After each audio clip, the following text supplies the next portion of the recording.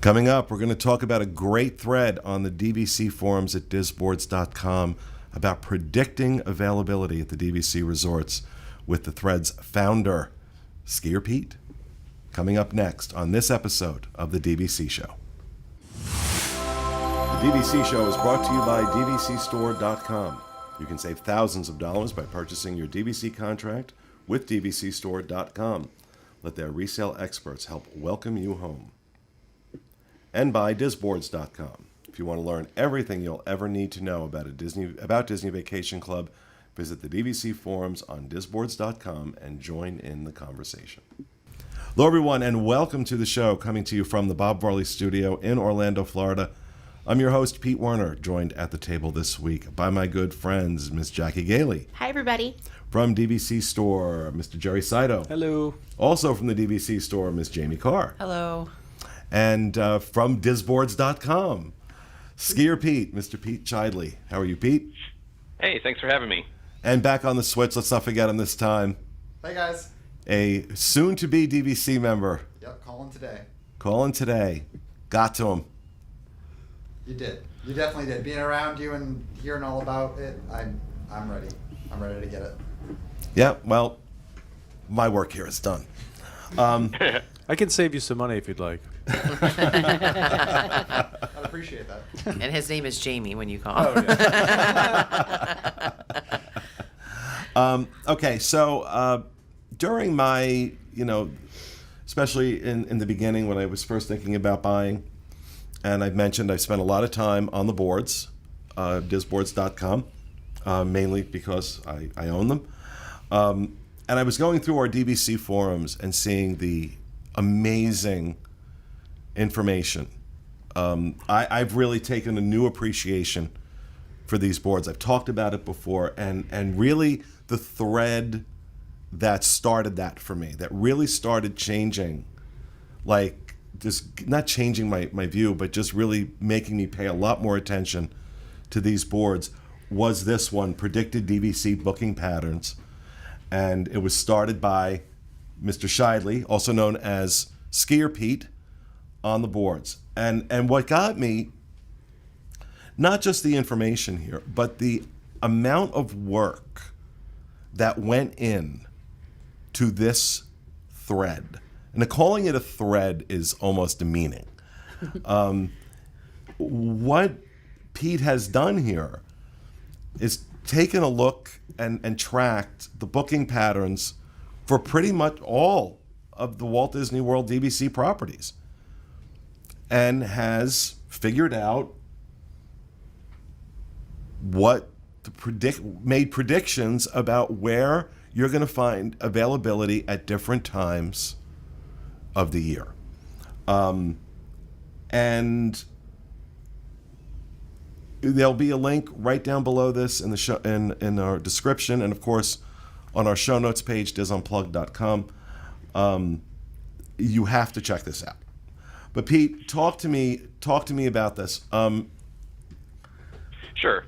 So I bought my first retail contract at Animal Kingdom in 2014, my wife and I. And at the time, as you say, there's a lot of good information on the boards, and there was a lot of information about availability. We bought in order to get into studios, and pretty rapidly I realized that there's certain times that are very difficult to get into a studio. You've said it yourself. It's definitely the hardest room category to find. So I decided to kind of take the time and go through and put together a charts for each of the resorts, focusing at that time on the studios. Essentially what I had to do was every 2 weeks I would go into the resort availability tool that was online, and I would look at, I broke it down by half a month, and I would look at, 1 month ahead, 2 month ahead, 3 month ahead, 4 month ahead, so far, and then find out what availability was at that time. And then I think the thing that makes it so easy to use is I kind of tripped onto the idea of saying, okay, if I'm looking out, 7 months away and every room is available for that half a month, I'm going to call that open. I'm going to make it green. If there's more than half the rooms available during that time, I'm going to call it mostly. I'm going to make it yellow. If it's some availability, but it's less than half the rooms, then I make it red. And I have spotty, which is less than half the rooms, but some availability. And when you get down to none, which is the fourth category, essentially means that period of time is sold out. So I put together these charts mostly for myself, but I thought, hey, maybe other people would be interested in these. I posted a thread at the time, probably around summer 2015, and people seemed to really appreciate it. So after a couple of years, people were asking about the poly, and I said, you know what, let me go through and do it again. They changed the resort availability tool, so it was a little easier to use. The original round probably took me 2 to 3 hours a day every 2 weeks to put those charts together. The second round that I did, I expanded it to include all the studios and the one bedrooms. And another member on the boards actually volunteered to help out. His name is Bing Showway, and he is also posted on that thread. His name is there, and he took about half the resorts, and I took the other half, and we went through and we did the studios and the one bedrooms again. So there is a link on that thread if you want to go back and look at the 2015 compared to the 2018. It's not a lot different, but I did notice some differences. I think the studios have become more even tighter to get, especially at the 7-month mark over those years. And I mean that's what we did. I mean it seems very popular amongst the folks on the board. So well for good reason, because I'm just sitting here scrolling through them right now, and having it visualized like this, where I can look at right now. I'm looking at Kidani Village Studio Savannah View, and really being able to see color coded green, yellow, red. It makes it so much easier to kind of figure out how far out do I need to book if I really want to make sure, because it does alter significantly between room types, resorts. Alani Studio Standard View at Alani. God bless you for putting Alani in here. Okay, well, if you're not booking 11 months out, within that 11 to 8 month window, probably not going to get it. Probably not going to get it. Little easier on the Garden View because the points go up. The Ocean View, a little bit easier there. But just from a new member's perspective, looking at this before I bought, that's like, we drive that point home all the time, that if you're basing it on studios, okay, be mindful because they're going to be hard to get. But what are some of the trends that you've seen now? You've been doing it about 4 years. What have you noticed? Any trends? Anything that's really stood out to you? I think the biggest thing is the seasonal availability, and it's pretty obvious from looking at the charts that you will see that from, I'll say, very late September, beginning of October, through about Martin Luther King Day, but it varies a little bit in January. But that period of time is far and away the most popular time for DVC members. I think it's a combination of the Food and Wine Festival, all the Halloween party, the Christmas party, all the Christmas decorations. In particular, you see the first 2 weeks of December very, very popular. If you want to stay in a studio in particular, you almost have to book at 11 months to get even into your home resort, those 2 weeks. Also, I see early November is very popular, the first 2 weeks in November. And then middle of October is also very popular as well. So the other thing you notice, and it's not as obvious from the charts, the Run Disney events are extremely popular Oh yeah. with DVC members. So if you're planning on a stay, around that, whether it's a studio or even a one bedroom, those often are gone by 7 months.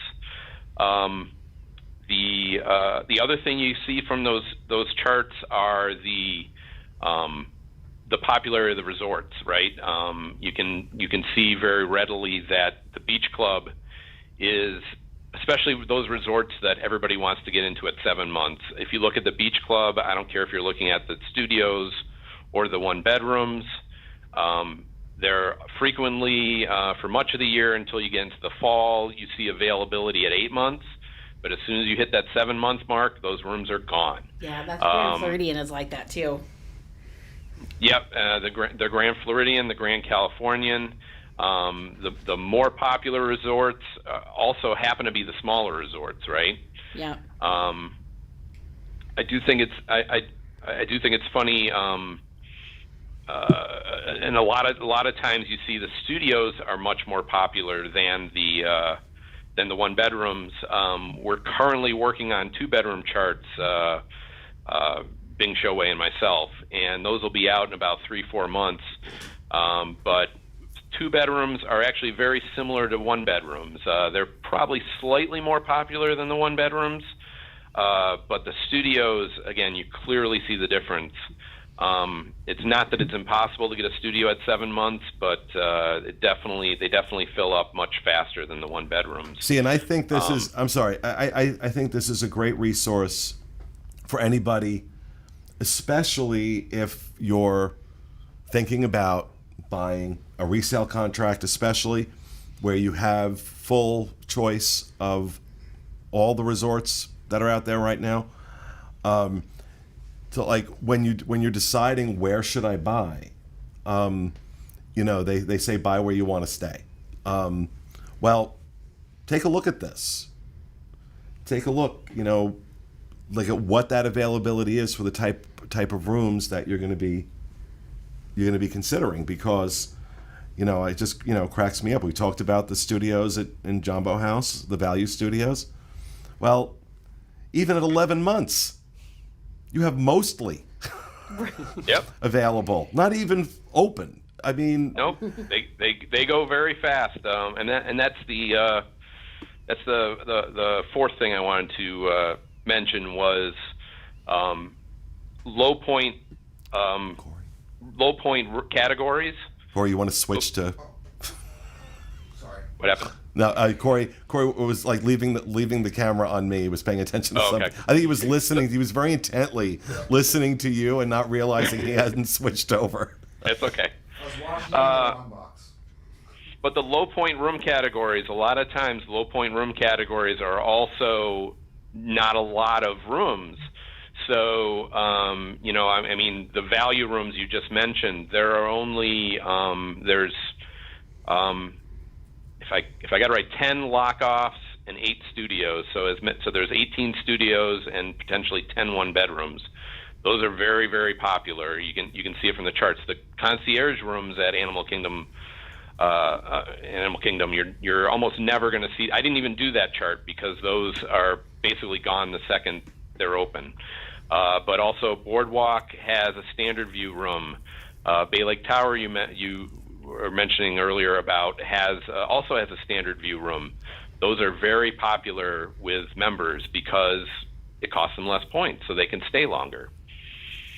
I think you should just buy more points, and you can stay longer. That's my theory. What those charts taught me was what you should do is you should buy enough points for a one bedroom, because if you look at them, one bedrooms are often available at 7 months. If you're someone like me that travels from out of town, I can book plenty in advance. But if and I'll admit I don't have the points to to book in a one bedroom, but that's really the ideal, is if you can afford the points and the maintenance fees to stay in a one bedroom, you have a lot of options at 7 months for much of the year. Yeah, I just looking at Jumbo House, that when you talk about a one bedroom standard view, which is going to be less than a one-bedroom Savannah View. At 7 months, you got more than half the year that's open for that. And I don't know, for me personally, then again, I'm somebody who I need to have space in my hotel rooms. I don't like, I'll deal with a small hotel room if I have to, but I'd much prefer a one-bedroom. So when I bought my points, I bought it around that, which I'm really, really glad that I did. I still don't have enough, but that's another show. So for me, looking at those one-bedrooms and seeing what the availability is, and it does make, because I like the idea of the main building at Animal Kingdom Lodge more than I do Kidani Village. Yeah, I like Jumbo as well. Agreed. And I like the idea of concierge rooms even more than I do. I don't know if I've ever seen available. Honestly, like you were mentioning, Pete, I've never seen one. I've never seen availability for it. I've checked just to try it out. Never. I've been a member since 2004. It opened in there's only 5 rooms. Never seen it. There's 5 concierge rooms in the DVC property, so they go quick. Yeah, never seen one. It's I'm surprised they haven't done that actually. The concierge thing, I'm surprised they haven't done that at some of the other. Like I was wondering at Boardwalk Or like Grand Floridian, you'd think, or Grand. Yeah. I think it was a happy accident, though, because when they were building Animal Kingdom, it was going to take them so long to build Kidani. They wanted to sell it, so they converted one floor. So I think it was just their need to be able to sell the property before it was actually built, not wait till it was fully built with Kidani. So I think it was one of those kind of things. I don't know if you'll ever see it again unless they're converting a floor of one of the hotels. I'm surprised they haven't done it where they don't have concierge lounges in the DVC buildings themselves and then have a point premium for rooms that are concierge level rooms. Yeah. I'm surprised too. Yeah. Right? Especially even like, the Riviera that's just opening, that's a resort that's entirely DVC, right? Mm-hmm. So if there's no concierge there at all, correct? That's correct. Not that we know of, Yeah. Not that I haven't seen anything about that. So I'm surprised at a resort like that they did not, make a concierge level and, as you say, a higher point price. And I've heard people bandying about the phrase that Riviera is going to be the Grand Floridian of Epcot. And I'm like, okay, well, that's a big statement. Yeah. That's a big statement. But if it turns out to be the case, you're right. I mean, wouldn't Riviera be a perfect test case for that? And now you're going to be attracting people that are more drawn to stay concierge. I'm one of them. And with that being said, we just did for those who don't realize, we don't all just have the same outfits on every week. We're recording like 4 shows in one shot. So I just talked about Bay Lake Tower. And one of the things is that whenever I've stayed at the Contemporary, I've always stayed concierge. Always. And I love that lounge. I love that they do a great job. And a friend of mine thought that I was going to hate Bay Lake Tower because I would miss concierge. Didn't miss it. I'd much rather have that big old room, that big old 1-bedroom. Give me that. I'm much happier. Nice. I can make myself my little cheese plate. And room service will bring me food. This really is incredible. And you mentioned Bing.